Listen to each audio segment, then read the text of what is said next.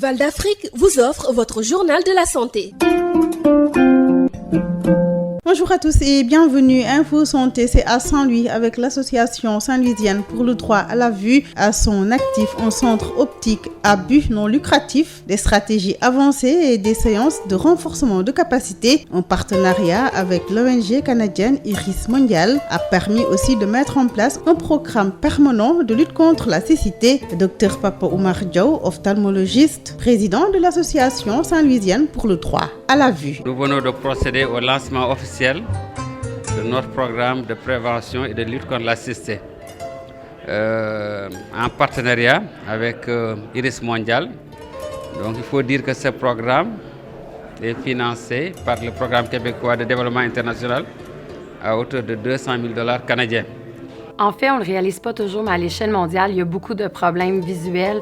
Il y a 1,1 milliard de pertes de vision à travers le monde. Puis ce qu'on ne sait pas, c'est qu'il y a 90% de ces pertes de vision-là qui pourraient être guéries, soit avec des lunettes, avec des traitements médicaux ou encore avec une chirurgie oculaire. Oui, et puis il y a récemment une résolution des Nations Unies qui a été adoptée, c'est en juillet 2021. Et dans cette résolution, la vision est vraiment reconnue comme fondamentale pour l'atteinte des objectifs du développement durable. Et donc, les Nations Unies invitent les États membres à faire en sorte que les soins oculaires fassent partie intégrante de la couverture sanitaire universelle et donc que l'ensemble de leur population puisse avoir accès à des soins oculaires. La santé oculaire constitue un peu le parent pauvre des programmes de santé. Les enfants aussi, par exemple dans cette zone où on a un environnement très poussiéreux, avec des vents de sable, les enfants développent beaucoup d'allergies oculaires. Par exemple, il y a une forme de conjonctivite qu'on appelle L7. Par rapport à la demande, il y a une rareté de l'offre.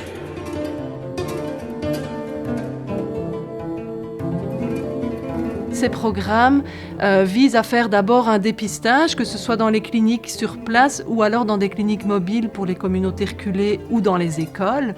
Une clinique mobile, là aussi, il y a le PPCL qui entre en jeu parce qu'on va dans les coins les plus reculés pour faire des dépistages, voir des femmes, des personnes et des enfants.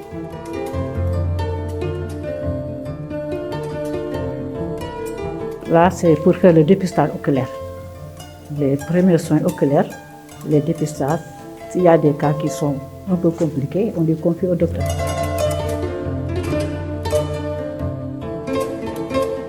Les patients qui ont des problèmes plus sérieux sont référés à l'ophtalmologiste qui vient une fois par mois à la clinique. Et le programme offre également des chirurgies oculaires.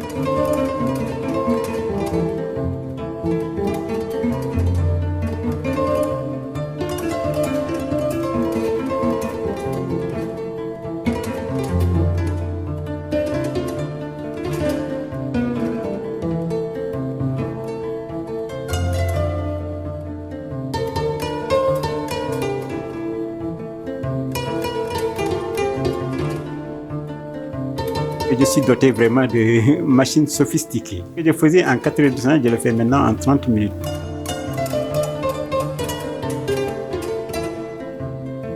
On a tout un volet formation, donc ce sont des formations qui sont données par nos bénévoles optométristes et opticiens qui se déplacent dans nos pays d'intervention pour aller former les équipiers, bien souvent les infirmières sur les soins oculaires de base et également un peu sur l'optique. Mais c'est clair qu'en parallèle, on va continuer à développer notre offre de formation à distance parce qu'il devient de plus en plus évident qu'on va devoir de plus en plus fonctionner à distance. Et très souvent, les patients vont me dire « Oh, je vois vraiment déjà mieux, mais c'est pas fini, on va continuer. » Alors, je n'apprends pas nécessairement l'acuité, mais là, je l'ai mis pour fin de discussion. On va faire plus 0,25. On aura moins 2,50. Je vais augmenter de moins 0,50. On aura moins 3,50. Ce matin, on avait un patient qui avait une prescription de plus 1,25 à l'œil droit, plus 1 à l'œil gauche. Le programme de lutte contre la cécité joue un grand rôle dans notre partenariat parce que ça nous a permis vraiment l'accessibilité des malades aux soins oculaires parce que le coût est presque amorti.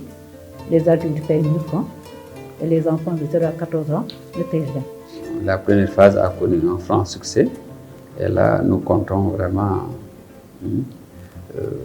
poursuivre notre partenariat. Si l'association Saint-Louisienne pour la vue va pouvoir continuer seule, mais c'est clair que nous sommes là pour s'assurer en tout cas que le programme est viable et qu'il puisse offrir pendant de nombreuses années des soins accessibles à la population de Saint-Louis.